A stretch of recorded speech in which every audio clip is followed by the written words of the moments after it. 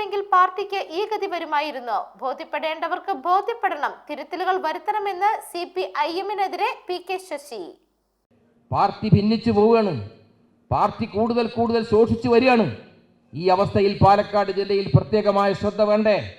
ഇവിടെ ഇടപെടണ്ടേ? സംസ്ഥാന സെക്രട്ടറി ഇടപെടണ്ടേ? ഇവിടെയാണ് ഞാൻ പറയുന്നത്, ഈ എല്ലാ സഖാക്കളെയും ചേർത്ത് പിടിച്ചിരുന്നൊരു മനുഷ്യനുണ്ടായിരുന്നു കമ്മ്യൂണിസ്റ്റ് പാർട്ടിക്ക്.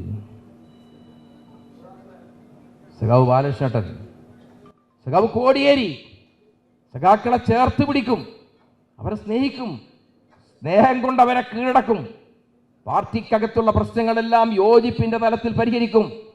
അങ്ങനെ ഒരു മനുഷ്യനുണ്ടായിരുന്നു. ആ മനുഷ്യനെ പറ്റി പറയുമ്പോൾ പലപ്പോഴും ഞാൻ ഒറ്റയ്ക്കിരുന്ന് ആലോചിക്കുമ്പോൾ ഞാൻ വിതുമ്പി പോവാറുണ്ട്.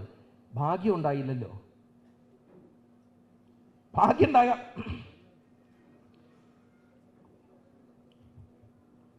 നമുക്ക് ഭാഗ്യമില്ലാതെ പോയല്ലോ. ആ മനുഷ്യനൊക്കെ ജീവിച്ചിരിക്കണ്ടായിരുന്നില്ലേ? ആ മനുഷ്യനൊക്കെ ജീവിച്ചിരുന്നാൽ ഇന്ന് ഈ ഗതി ഈ പാർട്ടിക്ക് വരുമായിരുന്നോ? മനുഷ്യനെ ഇങ്ങനെ സ്നേഹിച്ചിരുന്ന നമുക്കൊക്കെ ഒരുപാട് അനുഭവങ്ങളുണ്ട്. അവിടേക്ക് അങ്ങ് കയറി ചെല്ലുമ്പോൾ ഇങ്ങനെ കൂട്ടിങ്ങ് പിടിക്കും. എന്ത് പ്രശ്നങ്ങളുണ്ടെങ്കിലും ആ പ്രശ്നങ്ങൾക്കും വേദനയ്ക്കും ഒരു പരിഹാരം കാണും. അതാണ് കമ്മ്യൂണിസ്റ്റ് നേതാവിൻ്റെ മഹത്വം, അതാണ് കമ്മ്യൂണിസ്റ്റുകാരൻ്റെ മഹത്വം. കമ്മ്യൂണിസ്റ്റ് നേതാവിൻ്റെ മഹത്വം അതാണ്.